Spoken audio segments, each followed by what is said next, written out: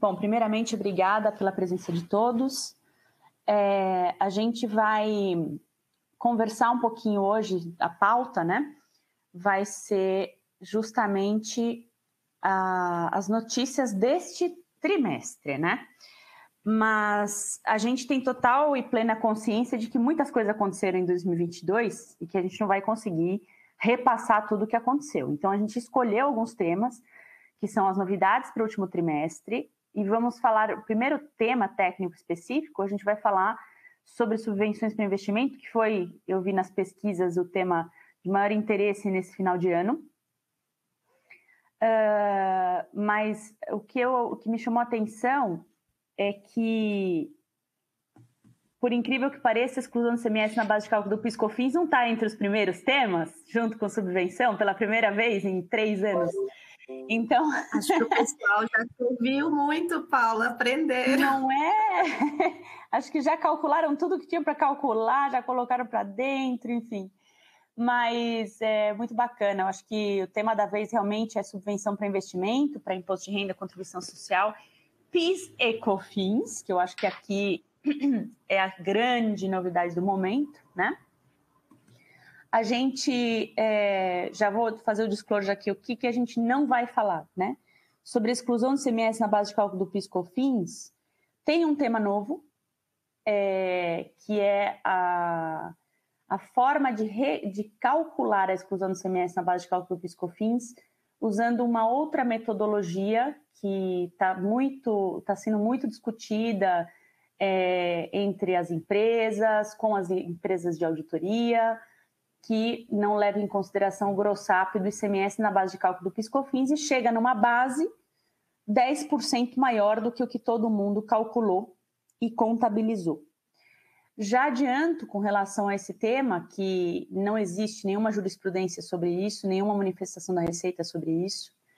É fruto realmente de uma interpretação diferenciada e ela surgiu num contexto em que as empresas precisavam, a partir de determinado momento, fazer ajustes nos seus sistemas para passar a não considerar o ICMS na base de cálculo do PIS/COFINS. E aí, nesse momento, é que todo mundo se deu conta de que, no cálculo do PIS/COFINS, o ICMS aparece no gross-up.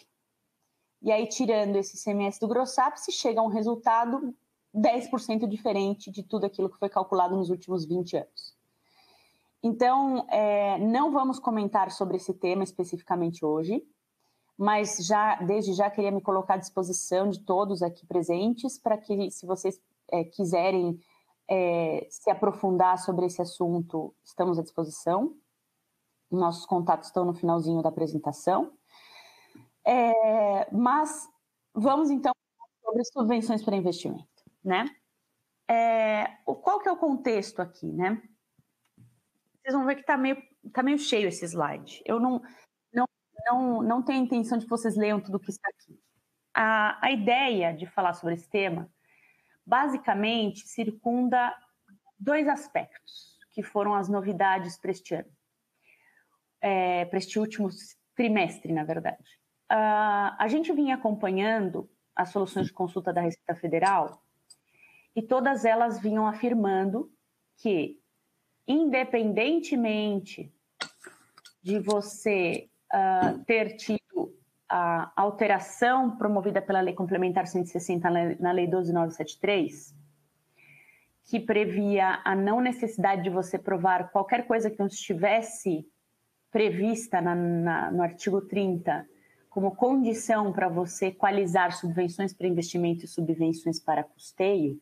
E aí entenda-se, subvenções para investimento, aquelas que exigem do contribuinte uma contrapartida em expansão de atividade econômica ou implantação de atividade econômica, e subvenção para custeio, aquela que não exige essa contrapartida.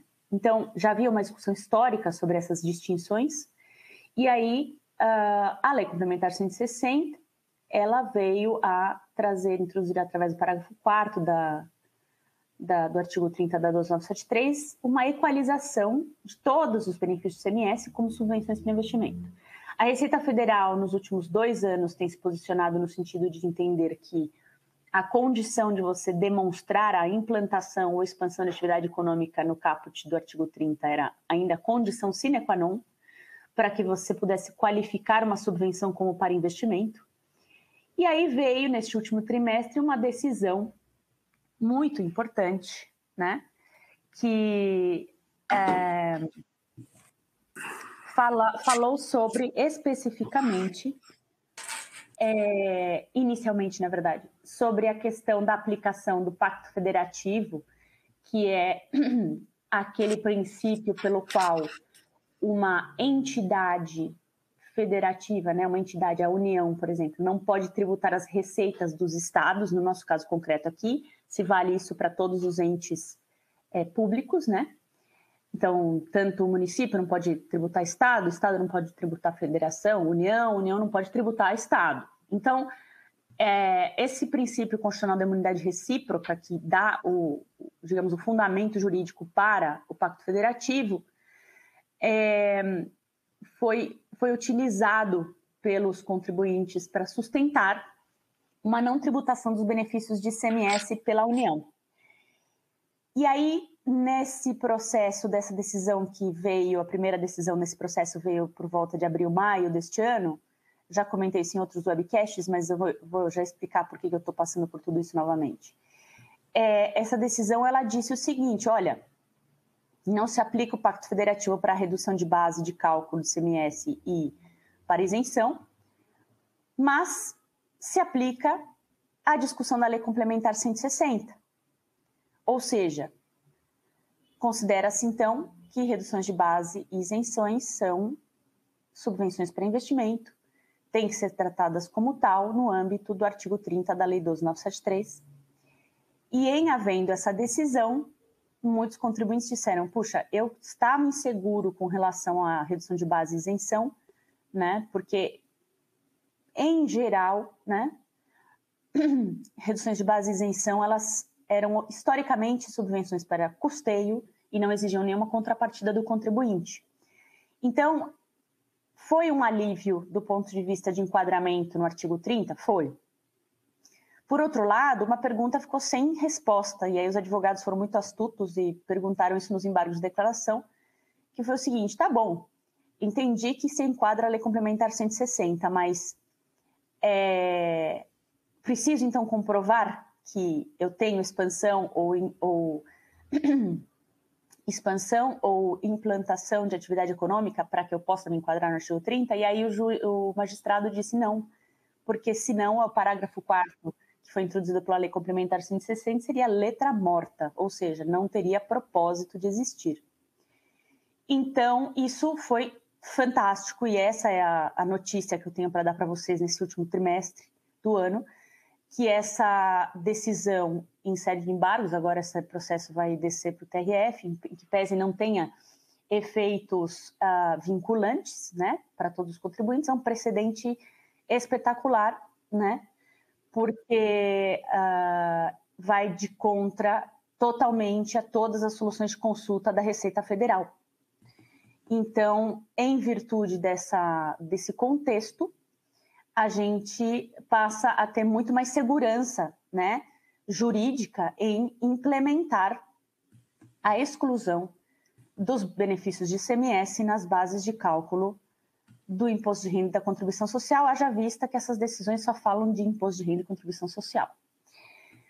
Mas, como o brasileiro é muito criativo, e nós temos muitas previsões na nossa legislação que nos permitem essa criatividade e essa extensão de interpretação, todo mundo começou a falar o seguinte, tá bom, para imposto de renda e contribuição social já passei por uma fase estou numa fase um pouco mais tranquila, então tenho a possibilidade realmente de rever os meus entendimentos e os meus procedimentos de tributação de subvenções para investimento para imposto de renda e contribuição social. Mas e o PIS e a COFINS? Existe uma previsão jurídica, uma previsão legal, expressa na legislação não cumulativa de PIS e COFINS 10.833 e 10.637. No artigo 1º, que diz subvenções para investimento não são tributáveis para PIS e COFINS. Não são. E aí, fazendo uma interpretação sistemática da legislação, a conclusão a que a gente pode chegar é que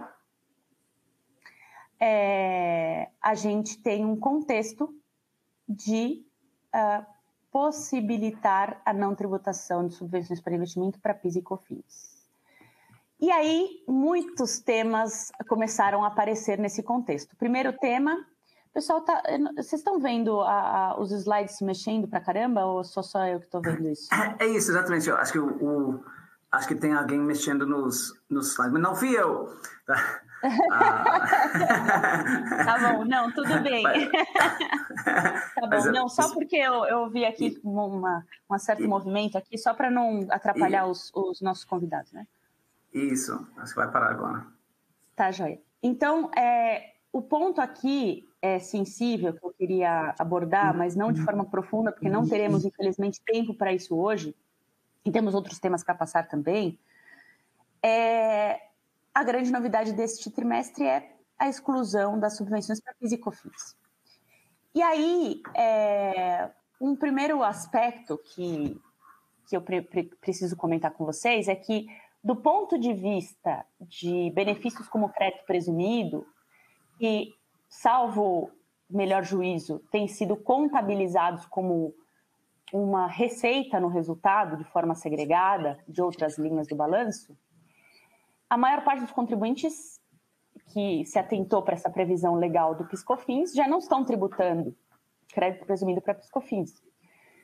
Mas para imposto de renda e contribuição social, mas para redução de base e isenção, a visualização desse benefício no balanço ela é muito mais complexa.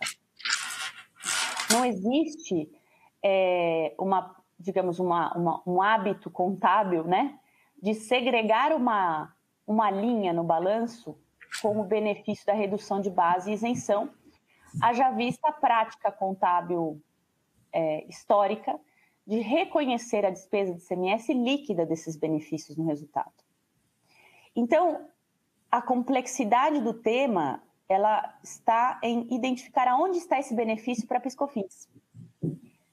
E aí, o ponto que eu queria chamar a atenção de todos, e infelizmente não vou poder esgotar o assunto, é que no momento em que você fatura para o seu cliente, se não houver uma previsão específica na legislação que determina o seu benefício fiscal, e você não repassar isso no preço, essa riqueza, essa receita de subvenção ficou com você. E ela compõe sua receita bruta.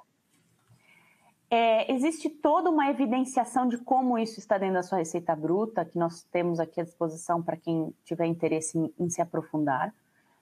Mas fato da vida é que, do ponto de vista geográfico, não há um destaque desse montante no balanço, e não sendo ele de clara avaliação, né, de você enxergar de forma clara, você acaba talvez perdendo uma oportunidade de avaliar se você está tributando isso para PIS/COFINS ou não dentro do preço de venda das suas mercadorias. Então, chamo aí a atenção para esse tema. Do ponto de vista jurisprudencial, PIS/COFINS está engatinhando, então nada comparado ao imposto de renda, porque não temos nenhuma decisão judicial tratando sobre a exclusão de redução de base e isenção para PIS/COFINS. Mas temos soluções de consulta, sim, este ano, falando sobre esse tema, inclusive uma que me chamou bastante atenção, que eu achei bastante interessante compartilhar com todos, que diz que, para fins de exclusão de subvenções para PIS e COFINS, não é necessário, não há contrapartida jurídica de constituição de uma reserva para incentivo fiscal no patrimônio líquido. Porque a legislação de PIS/COFINS não demanda essa exigência, só de imposto de renda que demanda. Então, pode acontecer uma situação anômala em que você está em prejuízo fiscal, não tem menor interesse em não tributar subvenções para imposto sobre a renda, tem total interesse em não tributar isso para PIS/COFINS e não constitui reserva para incentivo fiscal no patrimônio líquido. Veja, existe já essa jurisprudência nesse sentido, essa solução de consulta, perdão. Mas chamo aqui a atenção de todos no sentido do seguinte, Se a interpretação prevalecente for no sentido de entender que o artigo 30, inclusive, todo o artigo 30, inclusive seu parágrafo 4º, que é fundamental para ampliar o conceito de subvenção, como tudo para investimento, se o pacote for adotar tudo que está no parágrafo, no artigo 30 para PIS/COFINS, para interpretar o PIS/COFINS, verdade seja dita, não está na legislação de PIS/COFINS a necessidade de você abrir uma conta no patrimônio líquido, mas fica um pouco incoerente, né? Se você estiver adotando todo o pacote do artigo 30, né? Mas, enfim, é uma questão para se avaliar e refletir. Não temos uma resposta pronta, até porque o tema está incipiente na jurisprudência, mas não está incipiente na cabeça dos nossos maravilhosos tributaristas brasileiros, que já pensaram em tudo e já estão pensando em como calcular e colocar esse tema para dentro do patrimônio da entidade. Agora, fato da vida... Diga, Bibi, você queria comentar alguma coisa? Não, pode continuar, Paula, já eu cresci. Obrigada. Joia. Não, é que só para encerrar os meus comentários, e aí eu passo a palavra para a Bibiana, existem aí dois chapéus que têm que ser avaliados, independentemente dos meus comentários aqui como tax, né? Porque eu estou bem entre as duas canoas, entre a canoa legal e a canoa contábil, né? Então, eu vou pedir a gentileza da Bibiana comentar do ponto de vista legal esse tema, do ponto de vista de escritório de advocacia, que acho que é extremamente rico. Mas já deixo aqui a minha contribuição, que do ponto de vista contábil, esse tema, assim como está incipiente para os tribunais, está incipiente para discussões contábeis, porque temos observado que, como não tem histórico, né, existe uma questão de aplicação da lei de PIS/COFINS no caso concreto. E em havendo uma questão interpretativa por trás de toda essa discussão, em geral, não digo que é uma obrigação, em geral se tem pedido cartas de advogados para opinar sobre o tema. E aí só queria finalizar dizendo o seguinte, que como não há jurisprudência sobre o tema, muitas discussões estão sendo conduzidas juntamente aos escritórios de advocacia sobre probabilidades de êxito em eventual discussão judicial ou administrativa. Diga, Bibi.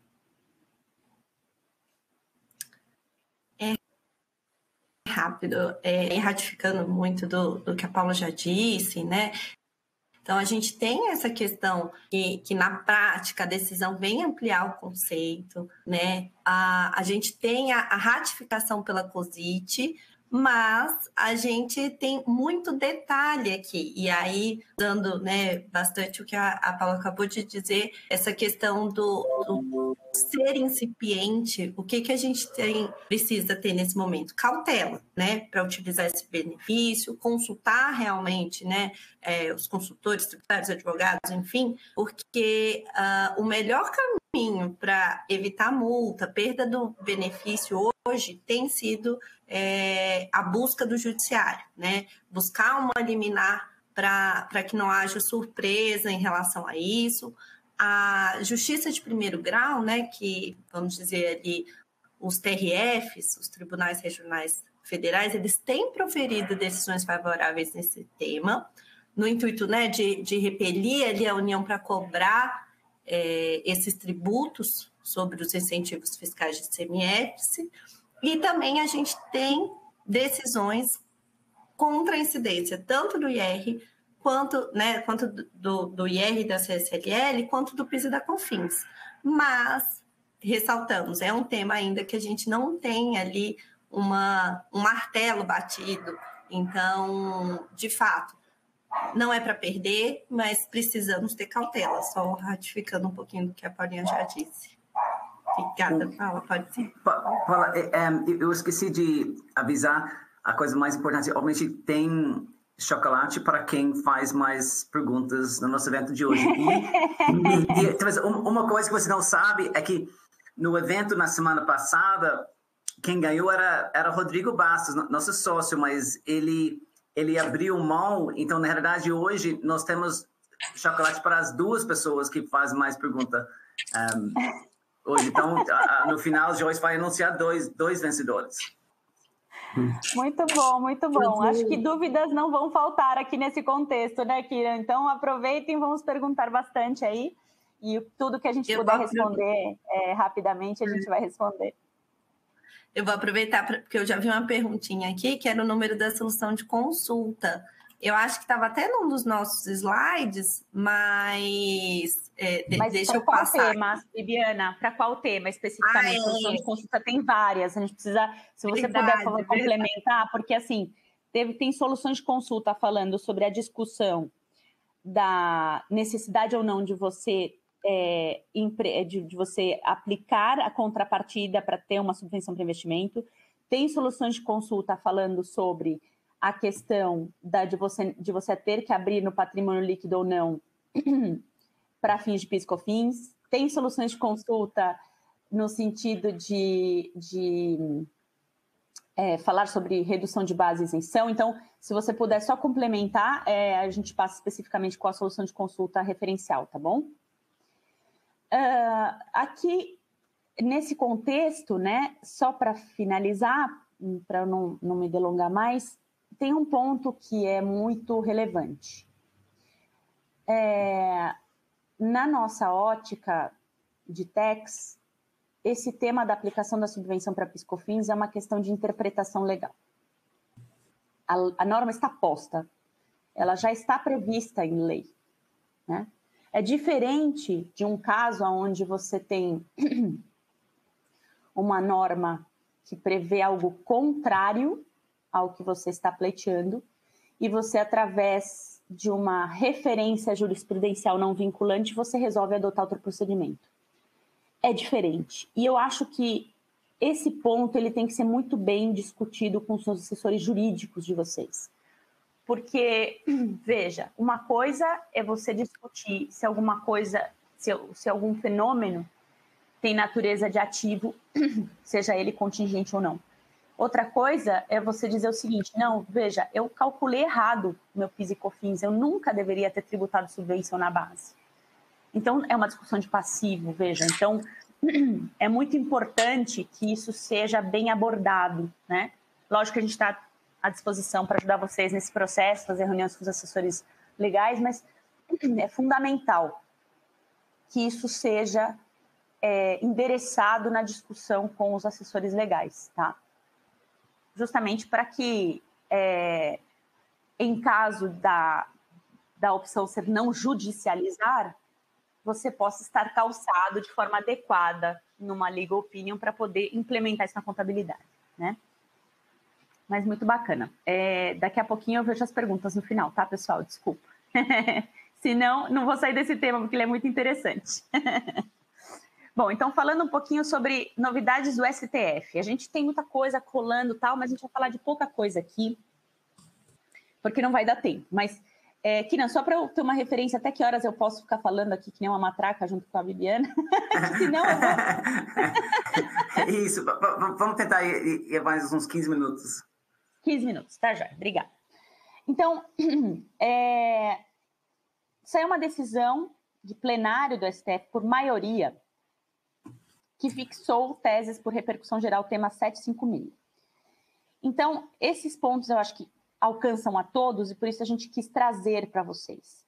A discussão sobre a constitucionalidade da não cumulatividade, sobre a extensão do conceito de insumo para PIS e COFINS, tudo isso é muito importante para todos nós. Então, o que nós quisemos trazer e dividir com vocês são esses 3 bullets aqui, que basicamente dizem o seguinte: que o legislador ordinário possui autonomia para disciplinar a não cumulatividade, respeitados os demais preceitos constitucionais, com base nos princípios da razoabilidade e isonomia, livre concorrência e proteção à confiança. Veja, aqui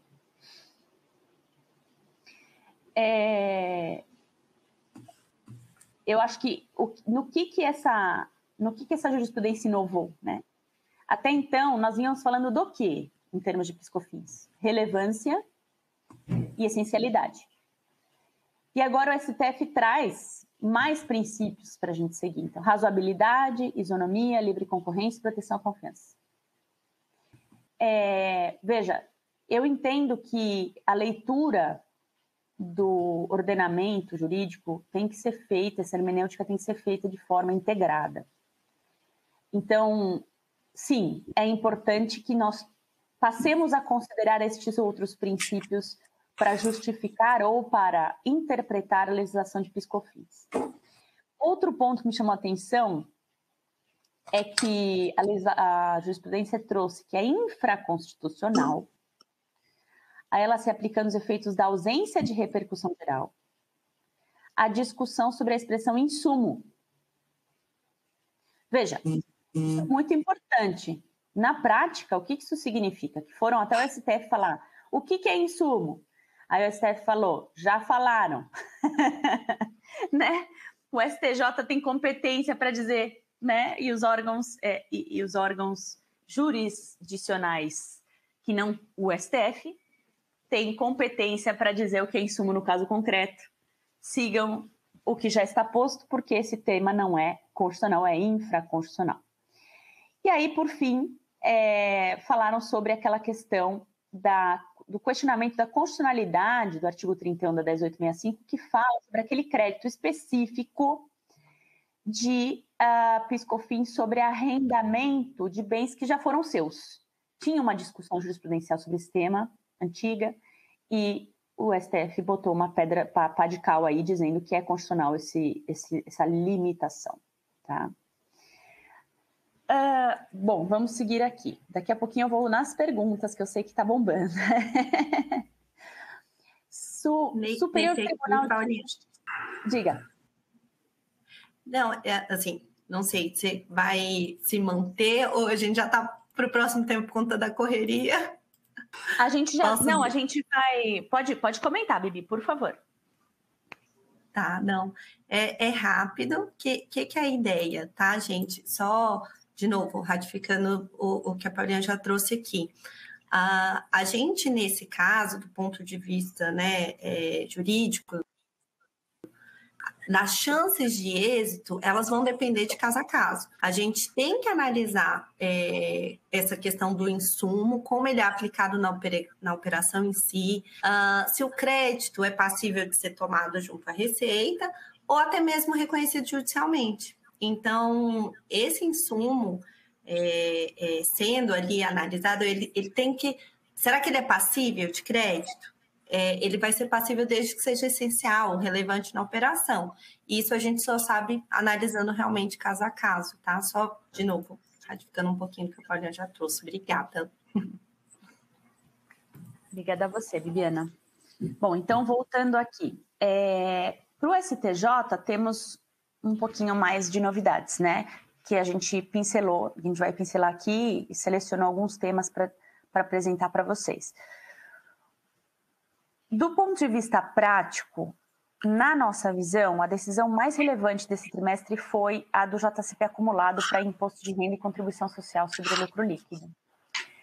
A gente tinha um panorama desfavorável no CARP até 2021, teve uma reviravolta no fim do voto de qualidade, havendo precedentes favoráveis, e já havia uma decisão da STJ favorável na primeira turma desde 2009, sendo a questão recentemente decidida monocraticamente no mesmo sentido.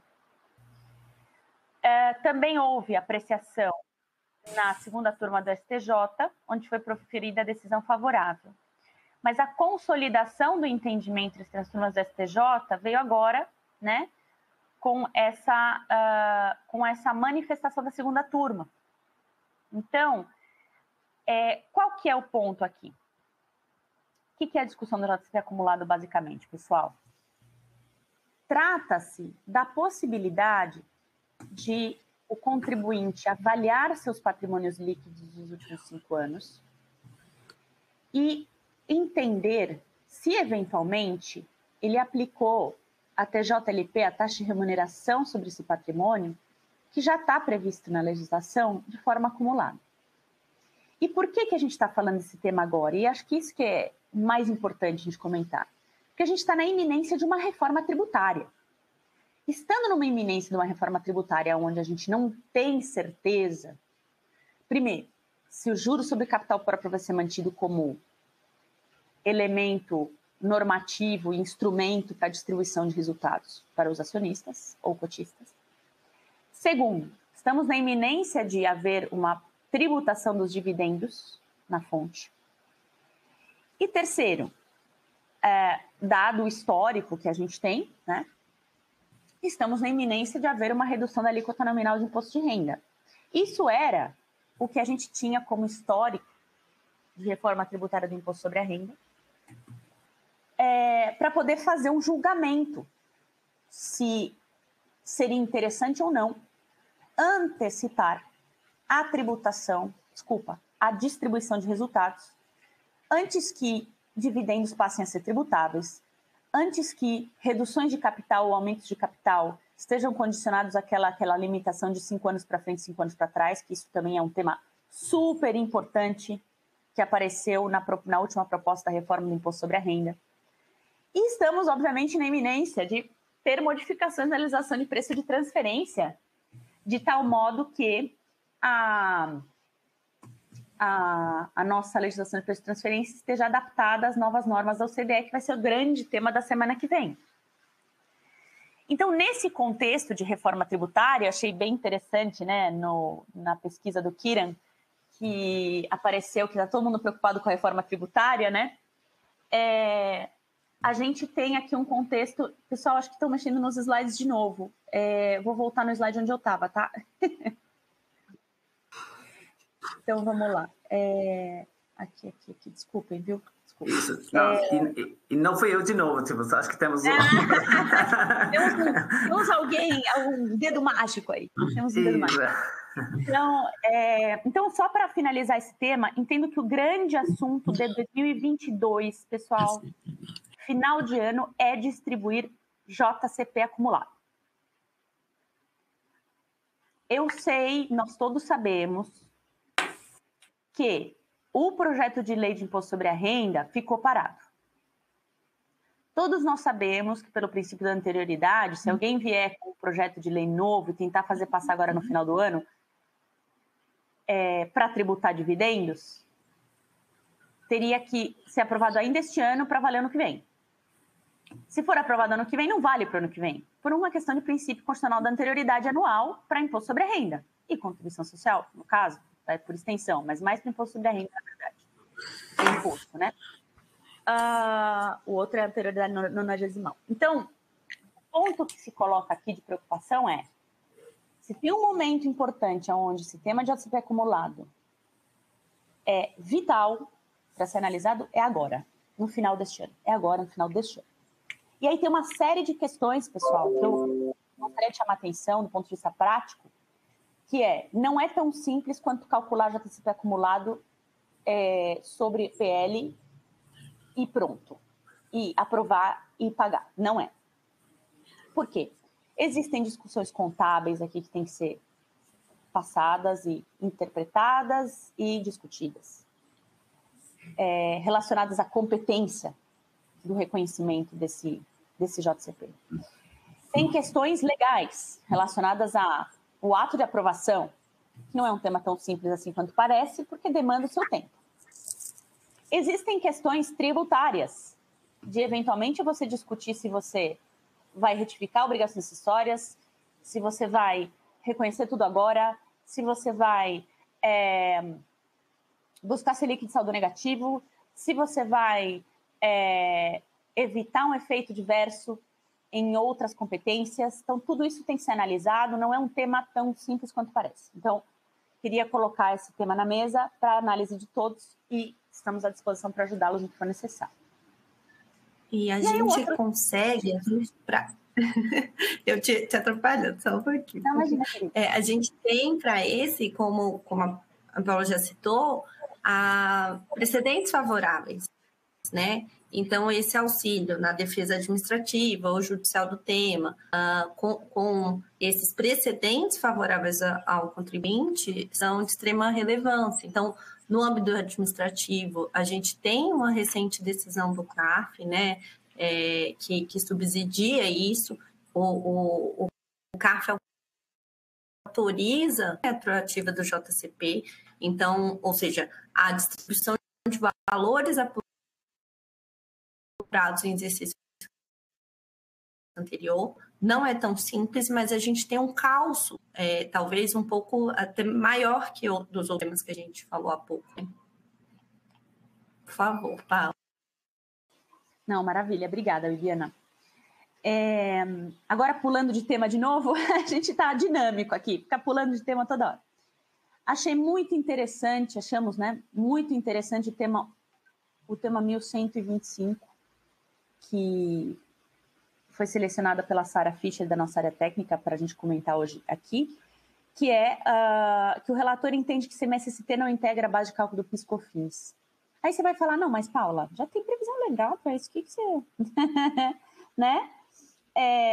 Não, mas, pessoal, é que a gente estava falando naquela discussão de ICMS próprio no STF, lembra? E aí, falar sobre ICMS-ST passa a ser importante porque nem todas as companhias, né, estavam com isso claro. Então, o STF entendeu tratar-se de matéria infraconstitucional, ou seja, a palavra final está com o STJ, né? Não deve compor a base de cálculo do PIS/COFINS devidos pelo contribuinte substituído. E o julgamento foi suspenso por pedido de vistas, ou seja, não temos, né, uma decisão final aqui ainda, mas, veja, é um tema para ser acompanhado, especialmente pelos varejistas, né? Acho que é um tema muito importante para ser acompanhado de perto. Viviana, quer fazer alguma consideração aqui? Nesse tema, assim como os outros, a gente tem uma questão relacionada a uma certa insegurança, digamos assim. A gente não tem uma definição sobre essa discussão no judiciário. Então, a gente teve o julgamento interrompido, é bem provável que o caso seja um dos primeiros para retornar à pauta depois do recesso forense, mas é uma questão que a gente ainda tem uma certa insegurança jurídica, tá? Tá, joia. E aí, por fim, eu vou passar a palavra para a Bibiana para ela comentar um pouquinho uma decisão do CARF bem importante sobre tributação de stock options. Legal. E aí, até dando um passinho atrás, não sei, a gente falou tanto de CARF aqui, mas só para lembrar, o CARF ele é o Conselho Administrativo de Recursos Fiscais, né? E nessa é como se fosse, digamos ali, a última instância administrativa que a gente recorre. Então, é ele, na parte administrativa, que vai dar a palavra final e que pode ou não, e a gente teve uma grata surpresa com a questão dos stock options, uma mudança de posicionamento dessa última instância dentro dele, que é a Câmara Superior de Recursos Fiscais. Então, a Câmara Superior mudou o posicionamento dela sobre tributação de stock options em benefício do contribuinte, né? Então, o que a gente tem, né? A natureza mercantil em sua essência, mas a gente precisa de evidências, a gente precisa de elementos da natureza, como voluntariedade, onerosidade e a própria questão do risco envolvido, tá? Então, quando a gente fala, e aí eu vou ser bem breve para matar dentro do tempo que o Kiran pediu, quando a gente fala da natureza do stock options, né, esse programa de incentivo no qual as empresas oferecem aos seus empregados, e aí estou até voltando um pouquinho para esse entendimento, as empresas podem oferecer aos seus empregados o direito de adquirir ações por um preço fixo, com potencial de lucro. O CARF veio e, usando uma questão de desempate pró-contribuinte, né, que é uma novidade que a gente tem, ele falou, olha, esse ganho ele representa uma oportunidade de investimento e não de remuneração. Então, possuindo caráter mercantil para fins tributários, ao contrário do que defendia a Receita Federal, ele fala, e também na contramão do que o próprio órgão falou por muito tempo, ele vem e fala, não tem incidência de imposto de renda no momento da aquisição das ações, tá? Então, há uma posição trabalhamente. Vou dar um passo aqui atrás e entender e reconhecer que, desde que comprovado que stock options tenha esse caráter mercantil e não remuneratório, né, a gente não tem essa incidência do IR. Então, se não ficar comprovada essa natureza mercantil, sim, o fisco vai exigir a contribuição, por entender, né, por essa natureza remuneratória. No entanto, se a gente não tem, se a gente consegue comprovar essa ausência, não cabe IR, tá? Então, acho que de maneira direta, não sei se fiz clara, mas para a gente ganhar tempo aqui e manter a agenda. Isso. Eu acho muito interessante essa discussão do se para fins fiscais ele é uma forma remuneratória, porque a questão dos stock options, do ponto de vista contábil, ele só entra no resultado porque ele é considerado uma remuneração do empregado. Então, na hora que é estranho para a gente do mundo contábil discutir essa discussão do ponto de vista fiscal, porque do ponto de vista contábil, a razão que ele está no resultado, porque já se chegou na conclusão que ele é remuneração, que o objetivo daquele plano é remunerar, mas aí acho que a avaliação fiscal é uma avaliação separada da avaliação que é feita para fins contábeis. E Kiran, só complementando, esse é um assunto que sempre dá muita discussão aqui no Brasil, porque ele acaba gerando uma onerosidade grande para as companhias, né? Então dá sempre muita discussão se classifica como remuneratório ou se classifica como mercantil. Esses aspectos que a Bibiana trouxe agora, eles são muito relevantes e tem vindo muitas questões com relação a esse assunto, né? Não, isso mesmo. E Paula, eu não sei se você quer responder aqui algumas das perguntas que vieram. Kiran, se você não se importar, eu vou ir respondendo aqui embaixo, né? Sem ser ao vivo, mas se sobrar tempinho no final da apresentação das meninas, eu respondo mais algumas. Eu acho melhor, porque eu ainda não tive tempo de ler as perguntas. Tá bom. Não, tá legal. Bom? Obrigado. E aí, finalizando esse tema de stock options, pessoal, tem um marco legal, tá? Tem um projeto de lei, enfim, dentre outras proposições que já teve, mas ele sendo aprovado, né, esse marco legal de stock options, se ele for aprovado, talvez a gente tenha ali uma modificação, né, mais específica, uma regulamentação legal da matéria, que, como o Kira e a Ade comentaram há pouco, a gente fica ali cada hora num campo, né, sem saber exatamente. Legal. Kira, por favor, pode retomar. Isso, obrigado. Muito obrigado, Viviana e Paula. E acho que com isso, acho que vamos para a Denise para nos falar um pouco sobre os temas contábeis. E aí, Denise, quais são os temas contábeis que estão tendo discussão agora no final do ano? Oi, Kiran. A gente tem uma lista grande de assuntos aqui. Eu tô com um probleminha de internet aqui, um pouco de barulho, então qualquer coisa você me interrompe, por favor. Tem diversos assuntos aqui que a gente tentou resumir nessa apresentação. Eles têm bastante conteúdo por trás, a gente não vai entrando muito no detalhe, mas a gente queria trazer à tona das pessoas que estão participando, porque ou a gente já entrou em detalhes em outro webcast, ou eles dariam margem para um webcast completo, né? Aqui a gente traz tanto a primeira parte, que são essas novas normas contábeis, eu vou entrar nas principais daqui a pouco, um assunto relevante, que é o conflito na Ucrânia, as sanções russas, foi um dos itens que até apareceu na pesquisa como de preocupação dos palestrantes. O terceiro assunto seria a alta na taxa de juros e a volatilidade de câmbio, que pelo que eu me recordo, eu acho que foi o item que teve mais votação. Isso mesmo. Das demonstrações financeiras, porque ele traz implicações em diversas coisas, né? Não só em divulgação, mas também em diversos aspectos contábeis, né? A questão de reestruturação de dívidas, mudança climática, que é outro assunto relevante, porque ele traz implicações não só nas DFs, mas também no formulário de referência. Operações de vendor, sempre um assunto que a CVM gosta de trazer, e ele tem alguns esclarecimentos. Recuperação de ativos, questão de impairment, que também está voltada, também traz reflexos aqui dentro com relação à taxa de juros e a parte de mudança climática e todas as obrigações que as companhias têm, eles andam meio juntos.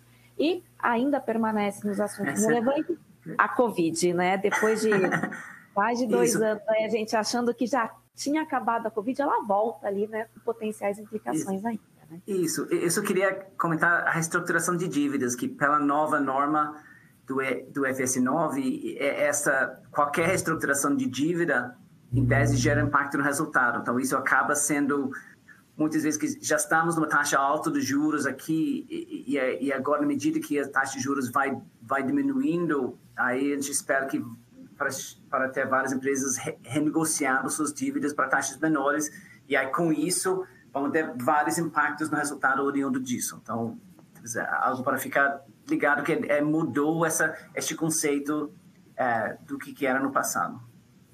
E é sempre importante destacar, né, Kiran, é super comum os bancos criarem estruturas mirabolantes para você considerar que não tinha uma extinção, mas uma modificação, e tentava entrar, se enquadrar naquele benefício de não ter impacto no resultado, né? Hoje terá algum. Então, só para trazer isso à tona, né? O primeiro item aqui que a gente comentou, né, são as novas normas contábeis, que têm amendamentos a partir de 1º de janeiro de 22, ou seja, já tem implicação nesse ano inteiro, nesse fechamento. O primeiro que a gente traz à tona são as alterações, a alteração principal do IFRS 3, que está muito mais vinculada à estrutura conceitual. Quem tem acesso ao nosso Manual of Accounting, a gente traz no parágrafo 29.89 essas alterações. Ela está muito mais estrutura conceitual do que a impactos contábeis efetivamente, tá? Requisitos contábeis. O segundo item que a gente traz à tona é uma modificação que teve no IAS 16, ativos imobilizados, onde essa alteração, em suma, para aqueles imobilizados que estão na fase de desenvolvimento, se for feita a venda de algum produto que seja em fase de teste, não é mais permitido fazer a redução, lançar os custos reduzir o valor de venda desse item do custo do imobilizado. Se tiver algum item que foi feito com base em teste, ele foi vendido e gerou uma receita, ele tem que ser lançado o resultado e não ser uma redução do custo do ativo. Tá? Isso também está abordado no nosso Manual of Accounting, para quem tiver acesso, no parágrafo 20.20. Outra alteração é com relação ao IAS 37, provisões de passivos contingentes e ativos contingentes. Ele traz mais clarificações na questão da avaliação de um contrato deficitário e como deve ser abordado. Kina, se você quiser fazer o comentário, sinta-se à vontade. Isso, essa norma é interessante que ele... essa norma ele é antiga e ainda gera bastante discussão. Inclusive, a Bacen definiu recentemente que essas discussões constitucionais também deveriam ser avaliadas dentro desse conceito do IAS 37. Então, o que reabriu uma outra discussão dentro do mundo das contingências, se discussões constitucionais realmente estão dentro dessa norma de contingências. Então, realmente essa norma é antiga, mas ela sempre gera bastante discussão devido à volatilidade e volume de contingências que tem as empresas aqui no Brasil. Exatamente. E com relação aqui no finalzinho, só traz à tona aqui para vocês terem em mente, tiveram algumas pequenas melhorias no IFRS 1, que trata da adoção do IFRS, no IFRS 9, que é instrumentos financeiros, no IAS 41, que fala de agricultura, e tem alguns exemplos ilustrativos adicionais que vieram junto com o IFRS 16. Além disso, tiveram algumas pequenas alterações no IAS 1, que traz como benefícios de melhoria com relação principalmente a divulgações de políticas contábeis, tá? Onde ajuda o preparador da demonstração financeira e também o usuário identificar as diferenças entre mudança de estimativa e mudança de política contábil. Elas são... É muito fácil a confusão ou você misturar os conceitos. Então, ele traz um pouco mais de esclarecimento. O nosso manual de contabilidade também traz menção a isso, traz um pouco mais de aprofundamento no assunto, e está no parágrafo 324 ao 331. E aqui tem um assunto que eu digo que esse aqui, cada vez que a gente lê, ele traz dúvidas adicionais, né? A gente tem o Kieran pode falar um pouquinho, a Paula também, se ela quiser comentar, mas são as alterações que tiveram na ES 12, que ela exige que as empresas reconheçam impostos diferidos sobre transações que no momento do reconhecimento original, que eles tenham, que ele origina um montante diferente, aqui ó, origina montantes iguais de diferenças temporárias tributáveis e dedutíveis. A frase por si só, eu digo que ela é super confusa. Quem lê entender na primeira vez ganha uma caixa de bombom extra, né, Kieran? Porque esse assunto aqui já foi tema de várias discussões internas aqui.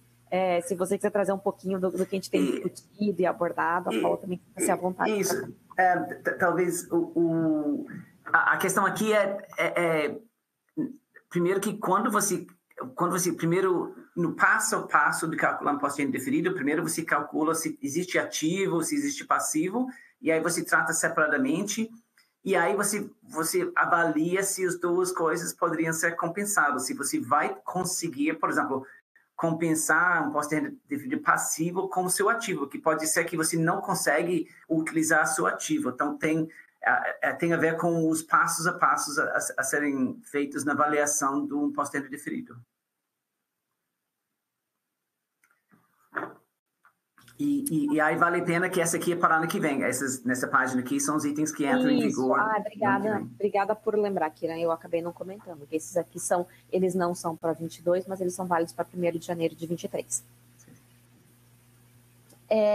Este aqui também é válido para 1º de 23. A gente teve um webcast há poucos dias, né, Kieran, onde a Gisele comentou sobre o FRS 17. Isso. Mas ele é a famosa norma que traz eu vou chamar que ele é praticamente uma nova norma, uma nova prática contábil de contabilização, porque é muito diferente do que tinha no passado, né? Ele traz várias implicações para aquelas entidades que têm contratos de seguros, né? Não só seguradoras, né? Isso. Então, primeiro que para seguradoras, a implementação desta norma vai ser mais difícil, provavelmente, do que a implementação do próprio FRS. Quando foi implementado o FRS inicialmente no Brasil, foi utilizado o FS 4, que deu muito espaço de interpretação, muito espaço de deixar a contabilidade como que estava. Essa norma, ele já traz vem sendo discutido quase 2 décadas, foi postergado a implementação, finalmente chegou, e para quem tem que implementar essa norma, ele é muito sofisticado. Inclusive, ele pode imaginar para a seguradora, ele altera toda a contabilização do resultado, dos passivos que as seguradoras têm, e inclusive as seguradoras implementando essa norma poderiam já redesignar seus ativos para evitar a volatilidade. Então, para a seguradora, é meio que fazer um reset e reavaliar os contratos e os instrumentos financeiros e reavaliar o processo todo. E aí o cuidado aqui pode ser que... E aí a gente colocou a publicação no início para alertar que pode ser que entidades que não são seguradoras poderiam ter contratos de seguro que atendem a definição de contrato de seguro nessa norma. Se atender a definição de contrato de seguro na norma, aí você tem que aplicar essa norma. Então, cuidado com isso. E, Kieran, só para também trazer à tona que, como você comentou, ela existe uma complexidade muito grande, né? E não é uma implementação que impacta só a área contábil, ela vai impactar várias outras, né? Tem toda uma questão de sistema e outras complexidades de desenvolvimento de premissas, que são bem complexas e trabalhosas. Não é um assunto que se deixa para o último minuto de implementação, porque ele potencialmente, como você comentou, vai trazer muito mais trabalho e dedicação do que a própria implementação do IFRS dentro dessas entidades, né? Isso, espero que não tenha nenhuma seguradora escutando, para quem que isso seja surpresa, porque se tiver, já está um pouco tarde demais para a discussão. Exatamente.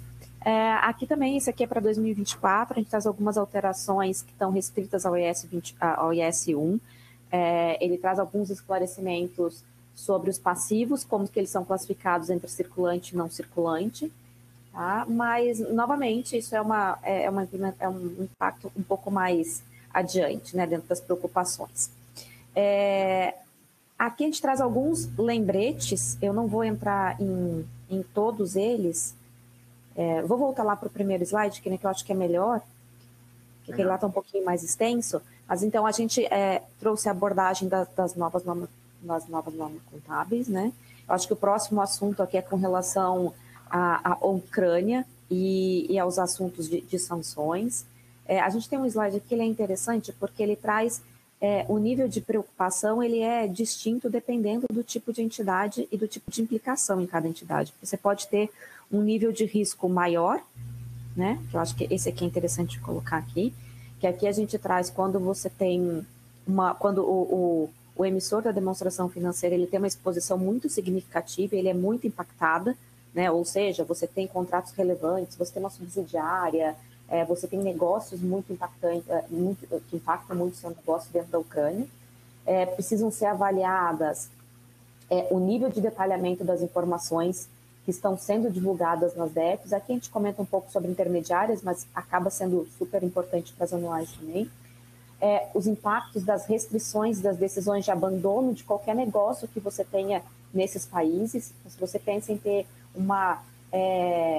um segmento descontinuado ou uma atividade descontinuada, já ter toda essa avaliação, porque isso traz implicação de fazer uma avaliação de IFRS 5 que pode estar impactando a tua demonstração financeira, né? E quando a gente fala em descontinuação de um negócio, tem toda a questão comparativa, tem toda a questão de revisão de números, de divulgações adicionais que precisam ser avaliadas, né?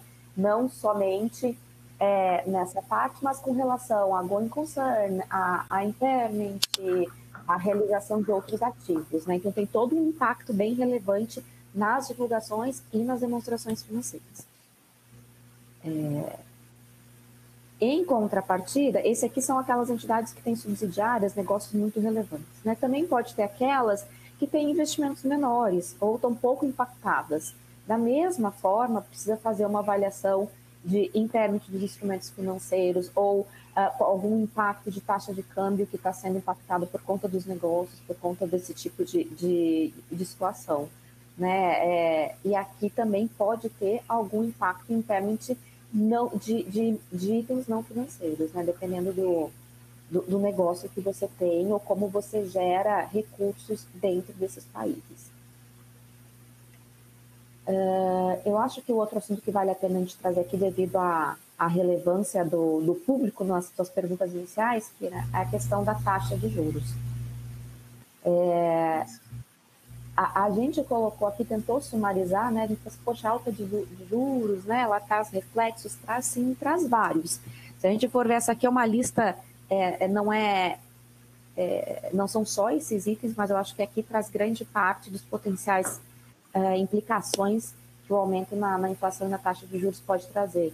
Então, a gente traz desde a avaliação de perdas de créditos dentro de instrumentos financeiros, cálculo de valor justo de transações, né, que traz também, pode ter impacto também no reconhecimento de receita, tendo em vista que algumas transações de receita têm um componente significativo de financiamento embutido dentro delas, então você pode ter uma implicação relevante nos números da companhia, projeções de resultados tributários futuros, o desconto a valor presente de passivos de benefício pós-emprego ou outros passivos também, Isso pode trazer volatilidade nas taxas de câmbio, né? E aí a gente traz à tona aqui o risco de quem faz conversão de demonstração financeira de resultado por média, né? O IAS 21 ele permite para quem faz conversão via um expediente de simplificação, quem faz conversão para moeda de apresentação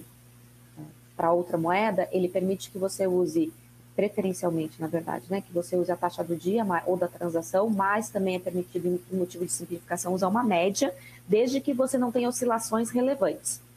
Então, nesse caso, quando começa a alta de inflação, alta de taxa de juros, usualmente começa a ter uma volatilidade maior na taxa de câmbio. Então, precisa ter atenção que se dentro de um mês você está usando uma taxa média para a conversão das suas DEPs, dentro do mês tem alguns picos, isso pode trazer uma implicação relevante na sua conversão. Aí precisa ser avaliado. Traz impactos também na capitalização de juros, ou seja, nos cálculos que a companhia faz para ver quanto ela vai estar capitalizando de juros e adicionando aos ativos de não circulantes, né, imobilizado, intangível. A taxa de juros, a taxa de desconto, muito importante isso aqui, utilizada nos testes de impairment. Né? Essa época do ano é famosa pela atualização dos cálculos de impairment de todas as implicações. E aqui um dos principais fatores, né, é a formação da taxa de juros do WACC e os componentes dessa taxa. Isso, e talvez conforme a gente viu o aumento da taxa de juros ao longo do ano, em tese, deste final de ano, inclusive conforme a gente viu nas pesquisas, deste final de ano vai dar um estresse maior do que o ano passado, provavelmente. Então, é esse tema que a gente recomenda adiantar discussões, porque esse aqui pode dar várias análises mais detalhadas, inclusive, porque na hora que você começa a ter indicações de impairment, aí os cálculos acabam sendo sujeitos a uma revisão mais detalhada para calcular os efeitos específicos do resultado. Exatamente, Kiren, tem várias empresas que fazem inclusive um teste de impairment antecipado, numa data base antecipada, suponhamos setembro. Só para destacar, isso não exclui a necessidade de reacessar em 31 de dezembro, porque qualquer volatilidade que tem aqui no meio do caminho pode estar impactando o cálculo que foi feito numa data prévia. Então, precisa também fazer esse acompanhamento, se tem alguma variação relevante, tem que ser refletida. E o último item que tem aqui é desconto de passivos e efeitos de projeções de passivos futuros, né?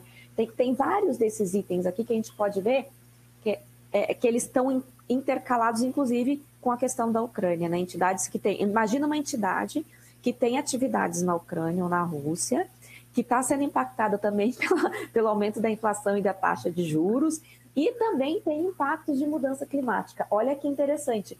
Tudo isso aqui tem implicação em grande parte desses itens que a gente comentou aqui. Por quê? Porque eles impactam a formação da taxa de desconto e também a tua projeção de resultados futuros, né? O próximo item que a gente vai estar trazendo são as mudanças climáticas. E quando a gente fala de análise de impairment, um dos itens que a gente tem comentado ultimamente não esqueçam que os teus testes, os teus resultados futuros, né, as tuas projeções, elas têm que trazer e tem que estar alinhada com o que você está comentando, o que a entidade está comentando que vai fazer com relação a mudanças climáticas. Então, imagina se a companhia divulga que vai fazer quer atingir uma meta X e vai ter um grande investimento para isso.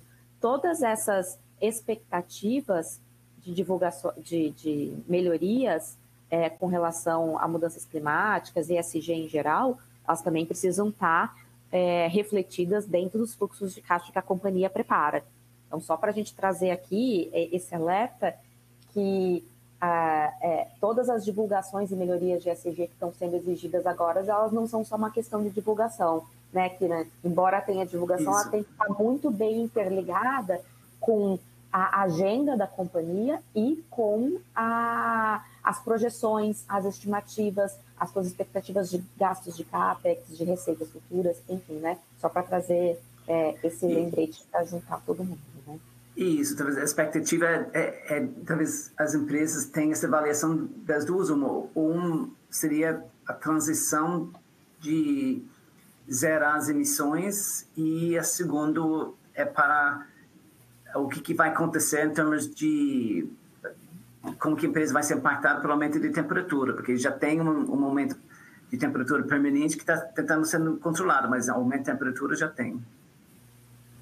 Exatamente. E aqui a gente traz um sumário, da mesma forma que no anterior, dos principais impactos de mudanças climáticas, né? Um deles entra na questão de divulgação, né? Então, tá relacionado a fontes de incerteza, julgamentos críticos, que foi o que a gente acabou de comentar agora, e o próprio going concern, vinculando aqui um pouco também, não só a demonstração financeira, mas já comentando o formulário de referência, ele traz alterações, onde uma delas é muito específica, com relação à divulgação de ESG. A gente vai comentar, acho que um pouquinho mais na frente, mas só para trazer esse vínculo, então já tem que estar com esse alinhamento entre DF e formulário de referência.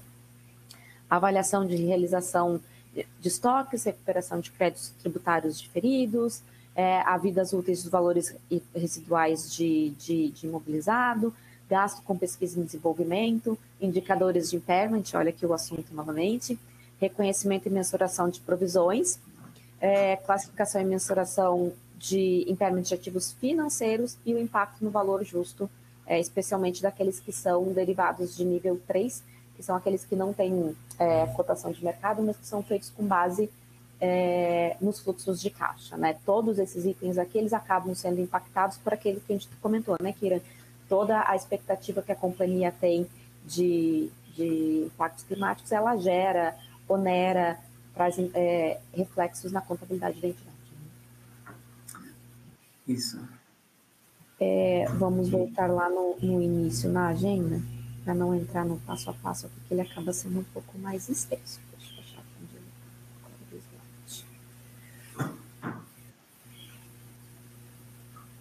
Aqui. Deixa eu ver o slide da Legal.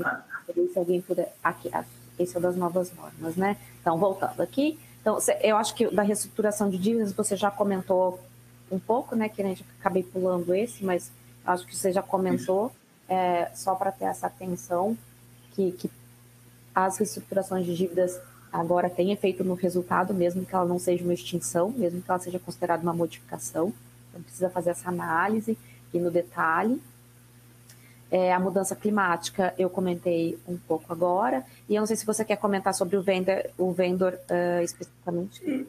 Isso, o vendor, ele sempre, as operações de vendor, você já tem posicionamento da CVM, inclusive, sobre isso, então tem bastante na literatura das firmas de auditoria, tem operação sobre isso. E a questão é se isso é uma coisa pagar para cliente ou uma coisa pagar para banco. Muitas vezes, legalmente, é como se pagar para banco quando você entra, e aí tem interpretações, isso é uma operação de financiamento ou uma operação com fornecedor. E aí só tem cuidado tanto no balanço quanto no fluxo de caixa, onde gera bastante discussão em termos do tratamento. Inclusive, acho que teve esclarecimentos do próprio FRS este ano em termos do tratamento no resultado. Exatamente. Eu acho que penúltimo item aqui é a recuperação de ativos. Aqui eu acho que o importante, a gente já comentou um pouquinho, mas a gente traz aqui esses lembretes de testes de impairment, que são sempre importantes, ainda mais nessa época do ano, onde a gente acaba tendo as avaliações feitas pelas companhias. Então, atentar para as premissas-chave que estão sendo reavaliadas, estão sendo consideradas nos testes, para elas estarem bem alinhadas com todas as outras divulgações que a companhia tem feito e também com as expectativas do mercado. Aqueles cenários que têm muita incerteza, até fazer uma avaliação por ambiente econômico, para não poluir a análise,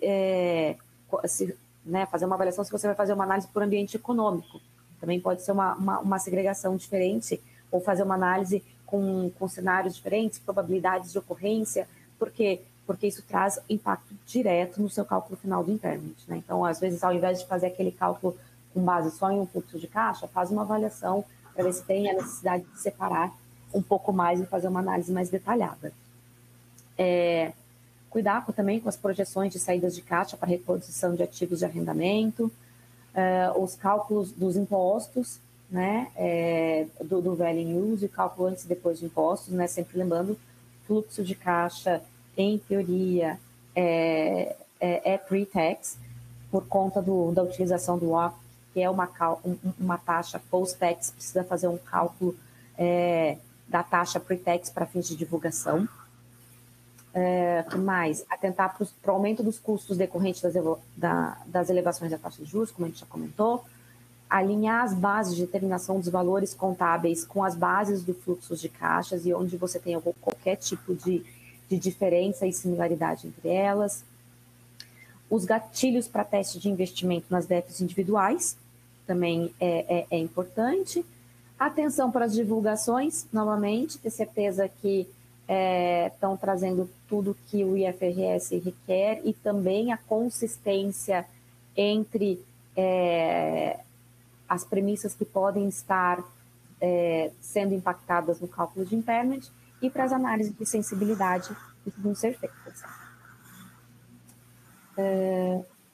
O último item é o COVID. Não sei se você quer comentar um pouquinho, Kieran, acho que a gente já falou também em outra nas Isso, acho que os efeitos estão se diminuindo, acho que as divulgações estão diminuindo sobre Covid, sendo substituído por esses outros itens aqui que tem na lista, ainda que estamos tendo ressurgimento em alguns lugares de Covid. Isso, o Covid, embora é o que eu digo, né? Quando a gente acha que ele foi embora, ele volta, né? Mas independente disso,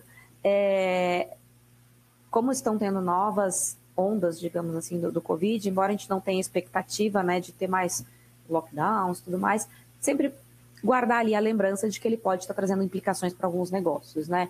Não é na mesma extensão que a gente teve na divulgação de 2020, então só para as companhias fazerem essa reavaliação até da divulgação. Em algumas situações a gente vê um reflexo de a divulgação ser exatamente a mesma que foi feita no passado. Tem que dar uma reacessada, o impacto não é mais o mesmo do passado, só para deixar a demonstração financeira sempre atualizada. Legal. Eu acho que outros fatores que vale a pena a gente só comentar, né, que com relação à CVM 160, agora saindo um pouco de demonstração financeira, né, indo um pouquinho para o que pode impactar as entidades, para a alteração da CVM 160, que são as alterações, que é a nova legislação referente a registro de companhias, a emissão de dívidas, a emissão de ações. A gente fez um webcast algumas semanas atrás, então quem tiver interesse, a gente pode enviar o link, depois ele tem mais detalhamento. Se eu não me engano, acho que a Viviana também estava nesse call com a gente, onde a gente comentou bastante sobre a CVM 160 e as implicações que ela traz a partir de 1º de janeiro para as companhias que estão pensando em abrir o capital ou fazer um follow-on. Tem alterações, precisa estar ciente e discutir com os bancos e com os auditores as implicações que vão ter nas transações, então só tenham isso em mente. Também tem as alterações que a CVM 59 trouxe para o formulário de referência. Eu acho que a gente tem um slide bem legal aqui que vale mostrar, só vou encontrar ele aqui, eu acho que ele está mais para baixo, onde a gente faz um sumário de como era e como ele é agora. Deixa eu ver se é esse aqui. É esse, né? O novo formulário de referência. A gente também tem um webcast onde a gente fala especificamente sobre essas alterações. Ele é bem interessante. Foi de alguns meses atrás, se eu não me engano, foi o André e você, né, que comentaram. E ele traz 2 grandes objetivos, que é reduzir o custo de observância, ou seja, tornar o formulário de referência, não vou chamar ele mais conciso, mas ter informações mais relevantes, ao invés de trazer aquele, sempre ir numa base de atualização, o formulário de referência acaba sendo muito extenso. Então, a intenção da resolução 59, ela é justamente trazer um formulário de referência mais objetivo e com informação mais relevante, além de aumentar a transparência na prática de ESG. Era esse slide aqui que eu estava comentando, né?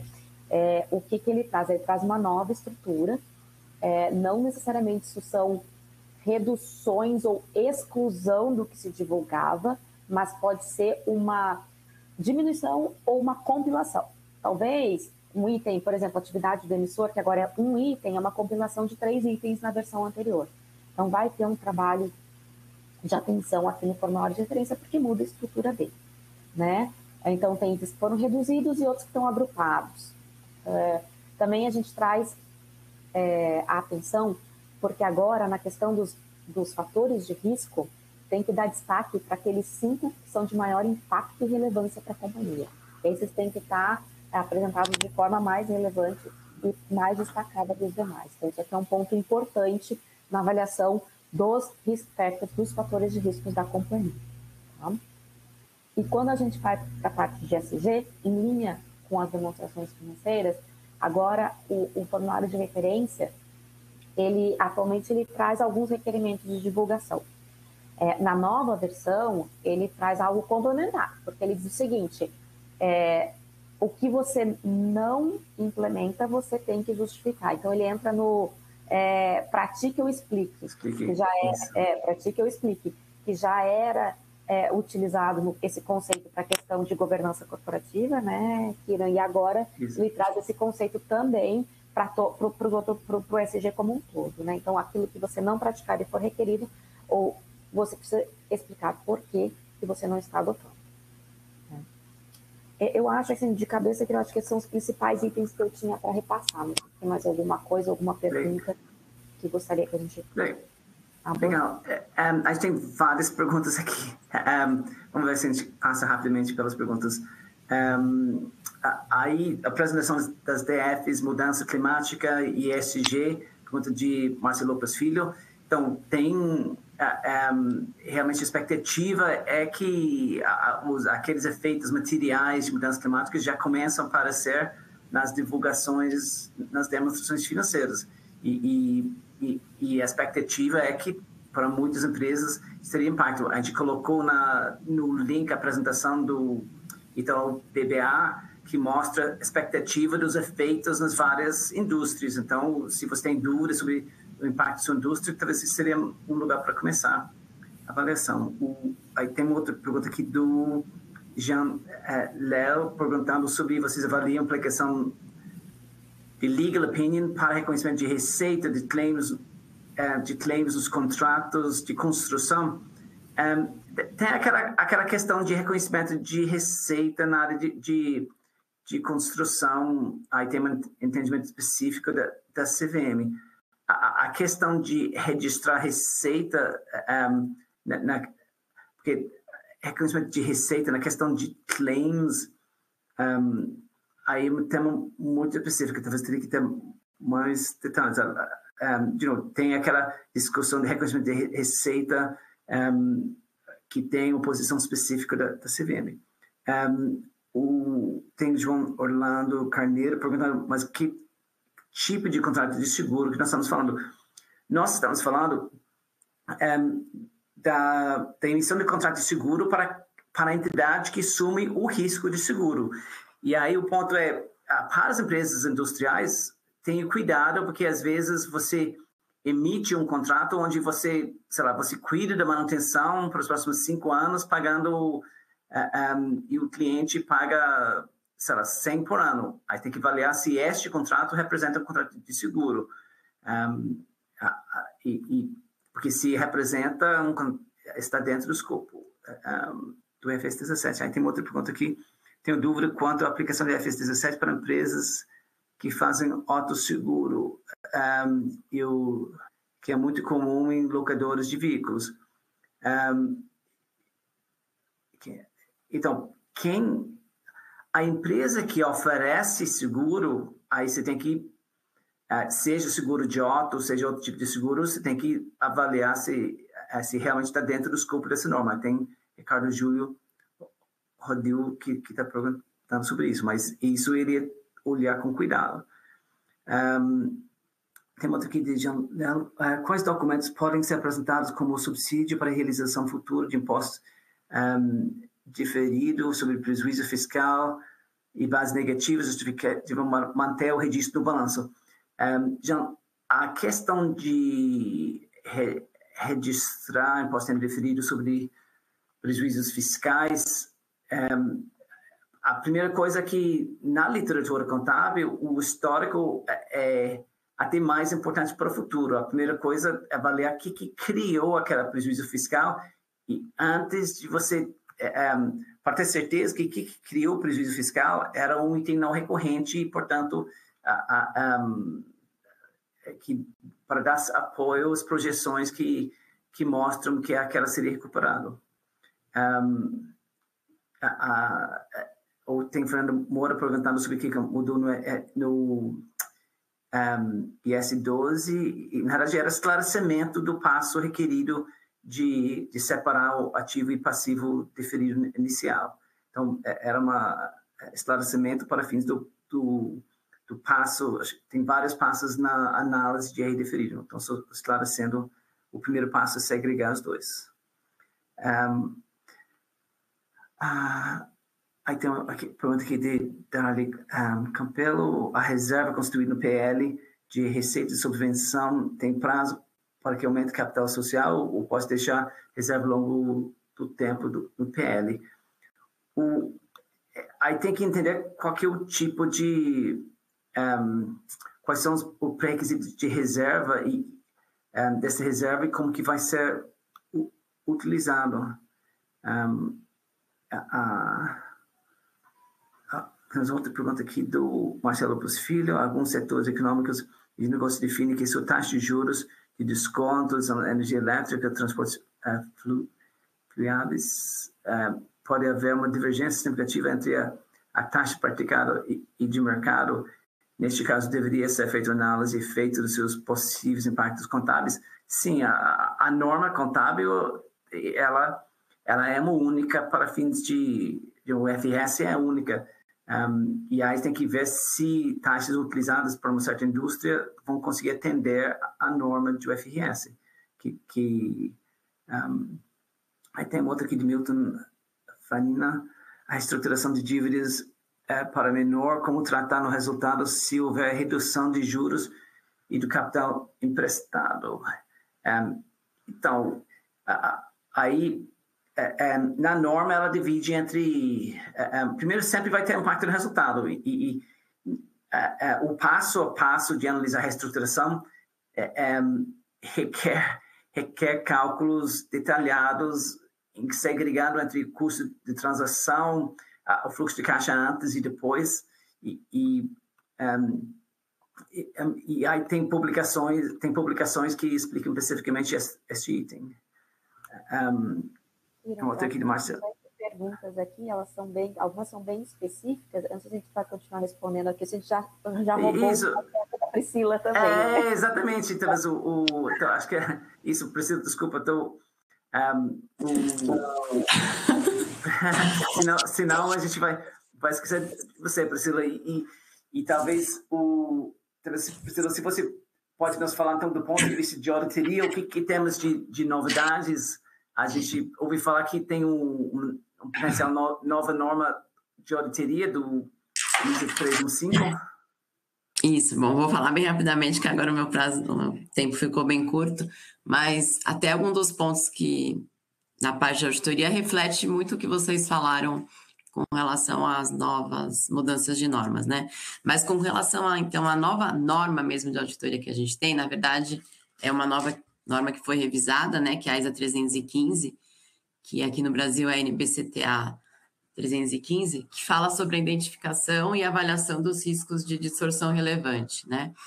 Então, ela é uma norma que o auditor tem que atentar sobre a avaliação dos riscos, e o que ele trouxe foi uma mudança de deixar esse processo muito mais robusto, né, para a gente conseguir avaliar melhor a introdução dos riscos e aí melhorar nas respostas dos riscos dos trabalhos de auditoria para responder esses riscos.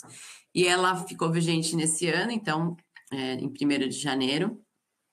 Então, para quem já começou os trabalhos de auditoria, a maioria das empresas já se deparou e já deve ter, para quem é auditado, já deve ter sentido um impacto de que pode ter acontecido de ter tido mais questionamentos, né, entendimentos mais aprofundados sobre os ambientes de controles da empresa, sobre os processos, principalmente com ênfase aí a parte dos sistemas, né?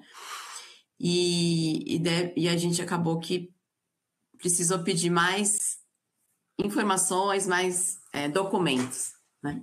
Para conseguir ter uma documentação mais detalhada para atingir o que essa norma requer, né? Legal. E além disso, desculpa. Pode falar. Eu ia perguntar se além dessa norma tem outras novidades da Ibracon. Isso, aí teve algumas outras divulgações em Ibracon. Vou falar algumas rapidamente aqui, que tem mais impacto, né?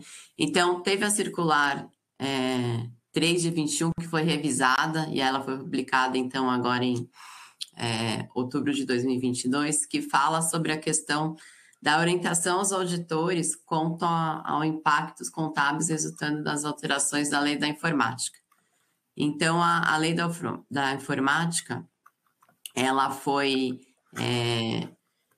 feita para atender as expectativas aí de competitividade aí do setor de tecnologia, né? Então, ela tem alguns pré-requisitos que fazem com que essas empresas tenham um benefício fiscal. E teve uma alteração que foi feita nessa lei com relação aos investimentos feitos em pesquisa e desenvolvimento.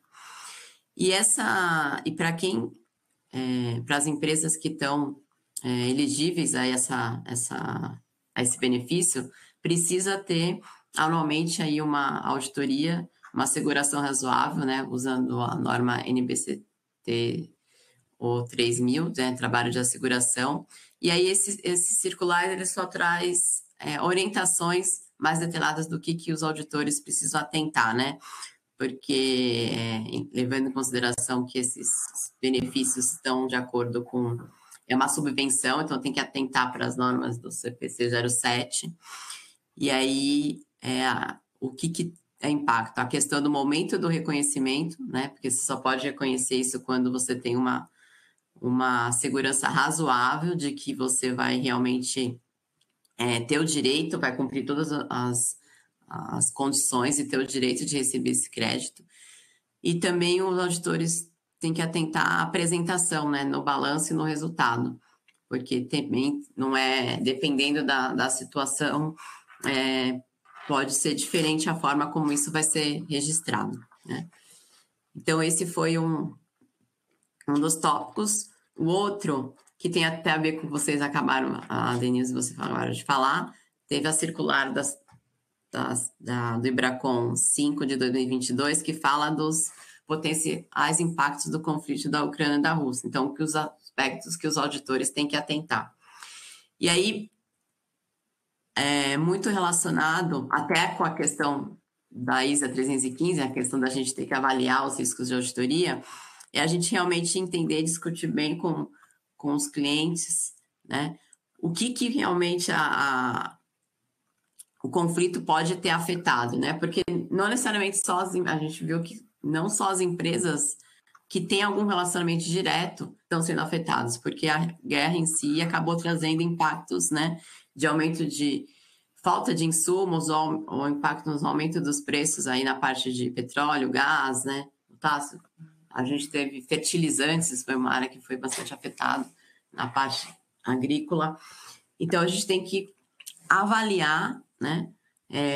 Discutir bem o que pode ter tido afetado a empresa, né? Então, pode ter tido atrasos nos recebimentos de suprimentos, pode até ter tido questões por causa das sanções, de alguma área ter tido que descontinuar, né? A própria volatilidade dos preços que vocês também comentaram anteriormente, as taxas de juros. Então, fazer essa análise e ver o que tem de risco, né? E aí, fazer procedimento de auditoria para mitigar os riscos e ter essas divulgações adequadas nas demonstrações financeiras, né? Então, precisa, sim, ter uma divulgação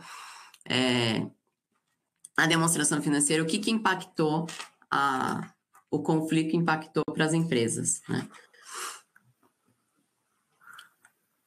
Outro item aqui no Bracon importante que eu trouxe aqui é com relação à parte do comunicado técnico 2 de 2022, que fala sobre as mudanças que teve na norma de procedimentos previamente acordados, né? Que também passou a vigorar nesse ano. Então, teve algumas, de forma bem resumida, o que mudou foi algumas implicações com relação a como aceitar os trabalhos, né? A como tá um julgamento profissional para avaliar esse tipo de trabalho. Exige agora uma declaração aí da independência dentro do relatório, né? Atentar de quando em alguns procedimentos a gente usar o especialista, ter certeza de que a gente avaliou a competência, a capacidade desse especialista, né? E aí ele traz um ponto em que ele remove agora que ser obrigatório fazer aquele parágrafo, né, de restrição de distribuição, mas que tem que se atentar caso a caso, né? E aí, só um último para comentar, o comunicado técnico 3 de 2022, que ele traz orientações para os auditores com relação à asseguração limitada das informações não financeiras contidas no relatório integrado, né? Então, ele orienta aqui os pontos para estar se atentando nessa nova divulgação, que veio com o CPC 09, né? Relato integrado para companhias abertas, quando ele divulga um relatório integrado. Então, acho que de forma bem rápida aqui, resumida, acho que são os principais pontos aqui que teve na parte de auditoria. Legal. E outra coisa, a criptomoeda está dando muito problema para os auditores? Muito, né? É um desafio muito grande, né? Porque, e assim, de forma bem rápida, é algo novo, porque ainda não tem nenhuma orientação nas normas, né, com relação a isso. E acho que 2 pontos mais importantes, assim, que estão sendo os maiores desafios agora, é com realmente a questão de confirmar a titularidade, né? Porque não existe a questão da criptomoeda, que elas são transações em dinheiro que não envolvem bancos, instituições financeiras, né? Então, a gente não consegue pegar uma informação de terceiro. Então, o que é necessário é ver realmente a governança da empresa ali com relação a como ela está, ela realmente tem a posse da chave privada, e a gente não pode ter acesso, mas que ela tem controles para garantir que essas criptomoedas existem, né? E outra grande discussão é a forma de contabilizar. E como comentei, não tem uma orientação ainda, então tem que discutir mesmo caso a caso, né? E aí a gente teve, quem pôde participar no nosso FRS Update desse ano, teve um tópico sobre isso, então é importante lá, a gente discutiu bastante, né? Porque aí, dependendo da situação, pode ser intangível, pode ser estoque, né? Então, e aí vai ter que olhar item a item. Então, é um grande desafio, porque não tem ainda uma regra para se seguir. Cada caso tem que ser discutido, né? Legal. Kira, você acha que vale a gente dar uma pinceladinha nesses últimos minutinhos sobre o decreto? Falar um pouquinho do Moderniza Brasil, que a gente falou numa apresentação mais no começo do ano? Isso, sobre 2 minutos aqui para a gente terminar com, acho que rapidamente, com Priscila que Priscila, acho que só ia comentar rapidamente sobre o tema ESG, que esses relatórios eles vão ser apresentados em tese junto com as demonstrações financeiras, que pode envolver o auditor nessas informações. Aí talvez eles vão se tornar mais importantes. Implementem também, né? Isso, nesta parte de credibilidade. E, obviamente, nós temos também o processo das bandeiras do Iberacon, Mas... É muita coisa importante para pouco tempo, né? Isso. Mas Bibiana, se quiser fazer se quiser fazer um comentário sobre essa mudança e talvez até avisando sobre o tema da semana que vem, da importância de todo esse arcabouço de legislação que está vindo, que vai alterar a legislação no Brasil. Não, seria interessante. Com certeza. Eu falo rapidinho, até para não atrapalhar a Priscila. No final, é tudo um complemento, né? Então, quando a gente traz esse compilado de normas, uma coisa que é muito importante a gente saber é que o Brasil está em segundo lugar numa lista de 94 países, como um dos países com maior complexidade para cumprir obrigação contábil, fiscal, ou seja, para manter as contas das empresas em ordem e os tributos em dia, a gente tem uma complexidade gigantesca. E aí tudo isso, né, cada um ali no seu momento, pensando ainda, como o Kylian falou, em ESG, em questões relativas a toda a parte fiscal, as normas contábeis, todos os pontos que a gente trouxe dessas implicações também contábeis. E aí vou passar rapidinho em relação ao ponto do Moderniza Brasil, porque ele é só um complemento, né? E aí vem como até uma das questões relacionadas à OCDE, esse Moderniza Brasil, ele vem de um decreto, né? Ele, através de um decreto que instituiu a Política Nacional de Modernização do Estado, esse projeto, esse programa, digamos assim, e também que aí a gente tem uma sequência da Lei de Melhoria do Ambiente de Negócios, a ideia é melhorar a posição do Brasil num índice chamado Doing Business. E aí, hoje, a gente está lá para mais do 100º lugar, e a ideia é chegar aos 50 melhores países para se fazer negócio até o próximo ano, até o final de 2023. Então, é desafiador, é um índice do Banco Mundial, que avalia a habilidade de se fazer negócios nesse modo ali de entre 190 países que a gente tem. Então, quando a gente fala dessa questão do ambiente de negócios, buscar um ambiente próspero, né? Nada mais do que essa situação de que a gente precisa avaliar políticas, programas, ações de modernização para, em parceria com o governo, a gente ter uma ação direta para a iniciativa privada. Então, são ações voltadas para o aperfeiçoamento do ambiente de negócios, para a agilidade da prestação de serviço e parcerias também que beneficiem a população. Então, acho que tudo isso tem uma relação direta com o que a Priscila vai falar. E aí, Priscila, eu vou voltar no seu slide, que aí você consegue continuar melhor aqui o tema. Não sei, eu mexi aqui Você vai falar das mudanças climáticas ou você quer mexer por aí? Fica à vontade. Na verdade, não tem um slide, não. Eu só não sei o tempo aqui, né? Porque você ainda tem que fazer as perguntas, se dá para eu comentar alguma coisa. Mas acho que só é importante mencionar é que a gente sabe que em 9 de junho foi criado o Comitê Brasileiro, né, de Pronunciamentos de Sustentabilidade, que a gente colocou como sigla CBPS. Então, ele vai ser...